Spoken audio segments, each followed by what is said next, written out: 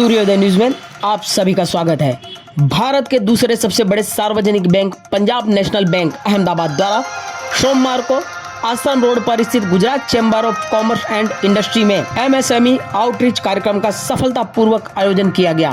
कार्यक्रम का उद्घाटन एवं अध्यक्षता पीएनबी के कार्यपालक निदेशक डी सुरेंद्रन तथा अहमदाबाद के अंचल प्रमुख विनीत कुमार चावला द्वारा किया गया।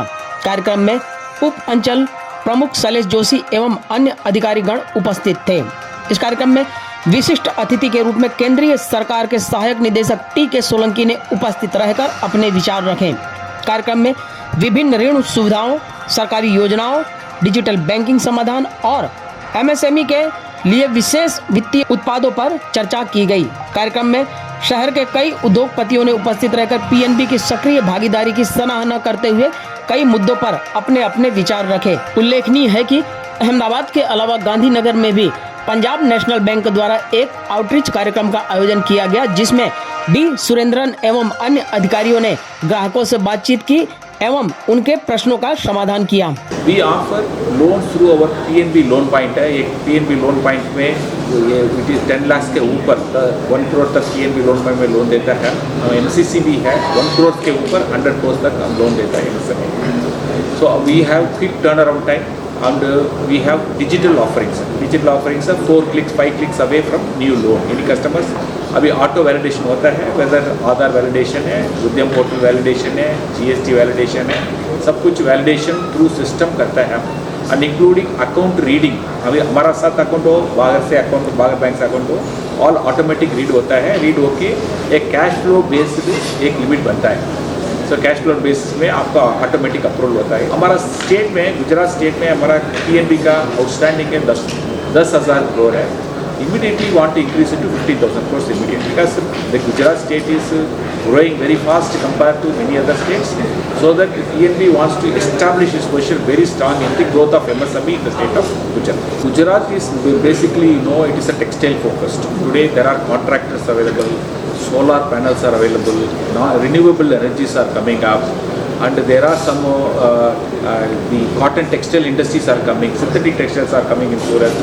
All these things existing as well as new. Now the Gujarat is not limited to the basic strength sector. They are now venturing into other states, building resorts, hospitals, hotels, education institutions. Everywhere comes under MSME. All the entrepreneurs are very, very willing to take up new ventures, not to the strength of the state of Gujarat. New industries also coming up. आज चर्चा के दरमियान कुछ ऐसी बात customer की तरफ से आई है कि जो लगता है कि इसे दूर करने जैसा है?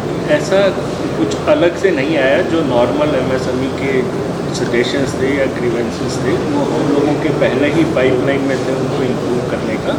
कुछ इंडस्ट्री स्पेसिफिक जो उनके सजेशन या कुछ उनके पॉइंट्स थे वो एमएसएमई मिनिस्ट्री के लिए थे, तो वो असिस्टेंट डायरेक्टर ने मोस्ट ऑफ दी जो उनकी रिक्वायरमेंट थी उसको on the point he dissolve कर दिया, क्योंकि ये सब चीज़ें अवेलेबल तो थी, लेकिन क्योंकि नॉलेज ना होने की वजह से कुछ चीज़ें हमारे एमएसएमई जो एंटरप्रेन्योर्स हैं उनको पता नहीं होती।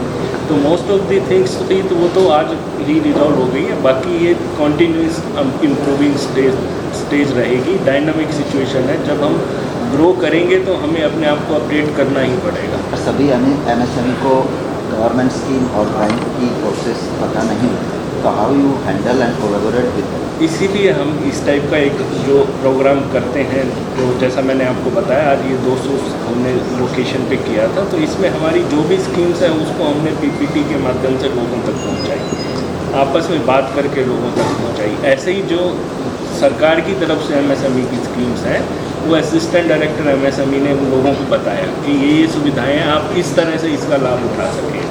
तो इस तरह के जो आउटरीच करने का बेसिक पर्पज़ यही होता है कि वो चीज़ जो एमएसएमई के लिए अवेलेबल है वो उन्हें पता है या नहीं पता है। नहीं पता है तो हमारी ड्यूटी है कि हम उनको बताएं। तो इस तरह की इवेंट का यही पर्पज़ होता है, और मुझे लगता है काफ़ी हद तक हम इसमें आज कामयाब हैं। टर्न अराउंड टाइम क्या रहता है ये? टर्न अराउंड टाइम प्रपोजल की जो बेसिक जो कंडीशन रहती है उसके बेस पर रहता है। नॉर्मली 2 वीक में हम प्रपोजल को डिस्पोजल करते हैं। सर, आप कौन सी लोन्स को रिजेक्ट करते हैं? लोन्स को रिजेक्ट या सेंक्शन करने का कोई स्पेसिफिक या 1-to-1 रीज़न नहीं होता। अगर वो पॉलिसीज़ में फॉल करता है तो हमें रिजेक्ट करने का मतलब नहीं होता, क्योंकि हर like other business bank is also a business organisation.